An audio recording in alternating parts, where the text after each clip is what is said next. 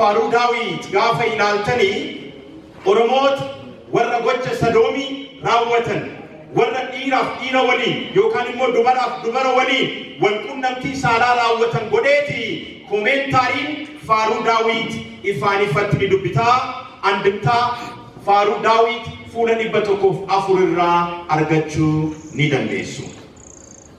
Lakkinan cuubamaa amanaa miti naan hin jedhinaa Gallaan jedhina jedheeto Oromoon yoo cuubames immoo mirga Oromoon qabu kana booda amaara taatee jedhama waan kiristaana ta'eef qofa jechuudha.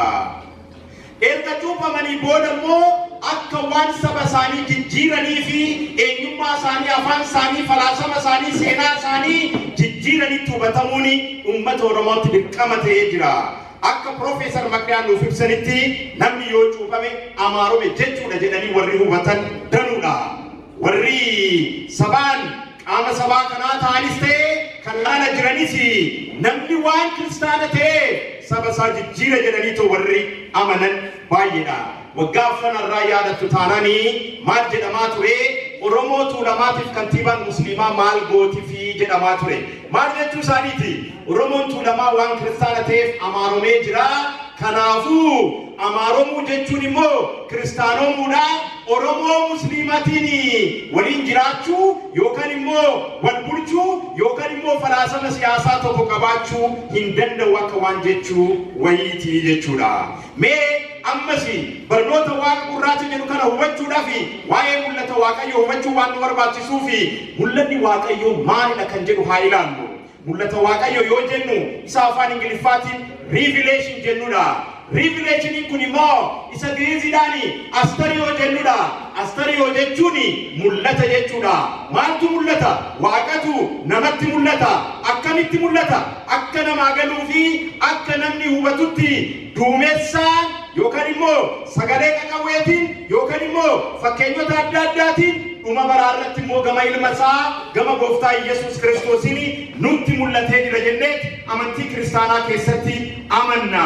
Kanaafuu mul'ata waaqayyoo keessatti waan eenyu akka ta'e amaloonni isaa maal akka ta'an moggaasonni isaa maal akka ta'e hojiiwwan isaa maal akka ta'e kan itti hubannudha jechuudha. Burqaawwan mul'ataa yookaan ammoo source of revelation kan jedhaman maalidha yoo jettani inni tokko uumamadha lammeessoon kitaaba qulqulluudha. Kanaafuu burqaawwan kanneen lamaan burqaa waa'ee waaqaa irraa waraabneetoo hubachuu dandeenyudha jechuudha. Maal jechuudha? Akkuma kitaaba qulqulluu dubbisnee waa'ee waaqayyoo beekuu dandeenyu uumama kitaaba jedhamus dubbisneetoo uumamaan uumaa raajeffachuun waa'ee waaqayyoo beekuun ni danda'ama jechuudha. Gara Oromootti hafifnu ummanni Oromoo sirna irreechaatiin, sirna dhibaayyuutiin, sirna daddarbaatiin, sirnoota adda addaatiin uumamaan uumaa raajeffachaa turee jira. Amantii kiristaanaa keessattis maddi mul'ataa inni tokko uumama jedheetoo qulqulluun Efreem inni Sooriyaa waan nuuf ibsee fi Waaqayyo uumama irratti hundaa'anii argachuun bara galbonaa yookaan amantii seera uumamaa jedhameetoo caqasamuu ni danda'a. Gara waaqa gurraachaatti haa dhufnu. Mul'ata keessatti maal baranna waliin jenneerra eenyummaa waaqayyoo amaloota isaa moggaasota isaatti barannaa jenneerra. Kanaafuu moggaasni waaqa gurraacha jedhu kuni maal jalatti ilaalamuu danda'a? Barnoota mul'ata waaqayyoo jedhamu jalatti ilaalamuu ni danda'a. Moggaasni waaqa gurraacha jedhamu kuni aadaa yookaan falaasama Oromoon ittiin uumamaan uumaa raajeffatudha. Egaa Oromoon waaqa isaatiin waaqa gurraacha jedhee qofa miti kan inni waamu. Maqaa waaqaa baay'ee kan inni moggaasuuf. Akkuma amantii Misraa durii jedha barreessaan tokko. Waaqayyoon kitaaba qulqulluu irrattis ta'ee Oromoo biratti maqaa baay'ee qaba. Yaa waaqa tokkicha jedha Oromoon. Maqaa kee hedduudha. Uumaa jennus baalchaa eegaas ta'ee qajeelchaa hundisaa maqaa keetii jedheetu waaqa isaa moggaafata. Oromoon kitaaba obbo Birruu Tsaggaa'ee barreessanii የስልጣኔ አፍሪካዊ ምንጭና በታሪክ መጋረጃዎች የተደበቁ የሚጠበቁ የታሪክ እውነታዎች ጀዱረቲ በረኩመ ለማፍ ኩዳለማ ከመተንፈሜ ፉለ ዲበቶኮ ሸኒፊ ኪታበ ዶክተር ቀናን መተንሰኒ ከበረኩመ ለማፍ ኩዳን መተንፈሜ ፉለ ዲበለማፍ ለመረቲ ጉራች ገራ ገርባ ኤሞ ገራ ኢላ ኤሞ ገራ አነኒ ጀዴቶ ዋቀሳ አከሞጋሱ ልትሞ ሐዋሳ ኦሮሞ keessattimmo aladhe guddadhe observation kiyyan kanana nubadhe harme korra eegaleeto jabani waaqa jedheetu oromoon waaqasa moggaasa jabaa jedhuunis ni moggaasa akkasumas gurraacha garaa cabbii gungumaa garaa cabbii waaqa garaa fittaalaa jedhameesi ni beekama gara kibba shawaa lixaa kanammoo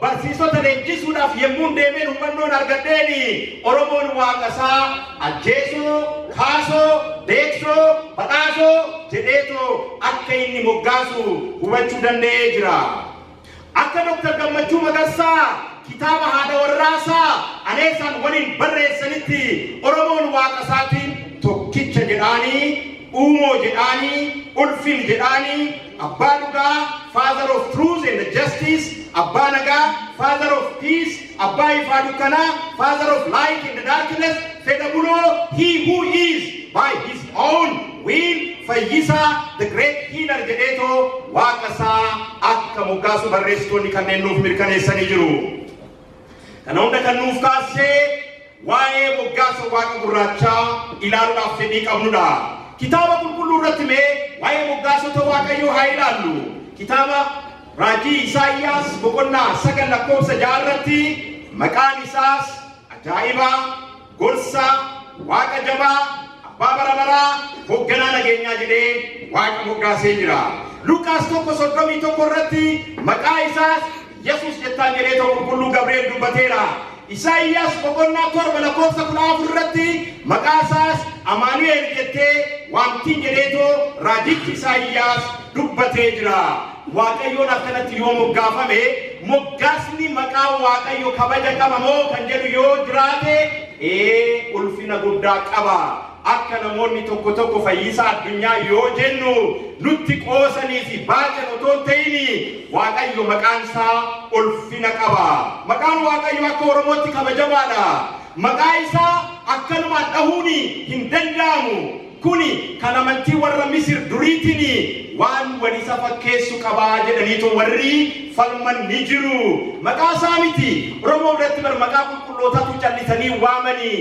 haati tiyya maaramii yoo jennu jarana maaramiin jedhina kan rakkatanii namaa dhaqqabdudha kan deessuudhaaf dhaqqabdudha akkanuma ammaaf maaramii jettu jedhaniitu yemmuu lolanii hawaasa keenya waliin warra keenya waliin jiraannee kan hubannedha oromoon inumaayyuu jedha Lambert Bartels barreessaan jedhamu immoo waaqa kabajuu isaarraan kan ka'e maqaa isaa waaqa jedhee iyyuu waamu bu'uuran duratti isinitti himaa tureeni ulfina jedheet uumoo jedheet fayyisaa jedheet maqaa adda addaatiin gurraacha garaa garbaa jedheet leemmoo garaa taliilaa jedheetu waamaa jedhaniitu nutti himu akka kitaaba qulqulluuttis maqaan waaqayyoo akkanumaan hin dhaamu seera ba'uu boqonnaa 20 lakkoofsa 7 irratti maqaa waaqa keetii akkanumaan hin kaasinii jedha maqaa waaqayyootiin ammoo moggaafamuuni kitaaba qulqulluu irratti baramee jira Iyyoosaafit waaqayyoon murteessee jira Iyyoosiyaas waaqayyoon ol jedhee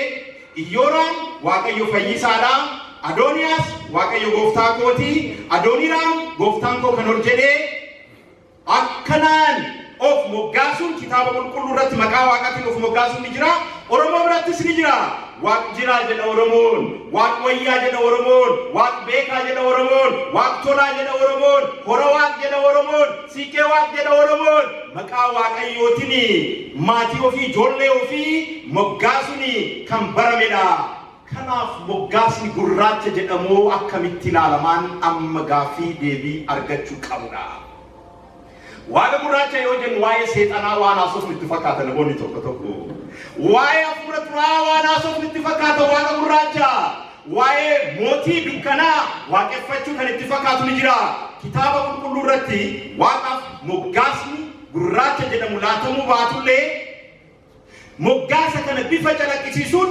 waaqayyoon iccitii ta'uusaa waaqayyoon dhokataa ta'uusaa waaqayyoon kan biran gaamne ta'uusaa fi kan kana fakkaataniini ibsamee jira. Faarfannoo 17 lakkoofsa 11 irratti maal jedhaa? Golgasaa dukkana taasifatee jedha. Ana waliin jirtu hundi keessaniyyuu golgasaa maal taasifatee? Dukkana taasifatee. Dukkana isin abaartanii waaqichi immoo golgasaa taasifatee jedha. Gurraacha isin abaartanii waaqichi immoo golgasaa taasifatee jedha. Seera ba'uu boqonnaa 20 lakkoofsa 22 irrattis Museenis bakka waaqni jiru gara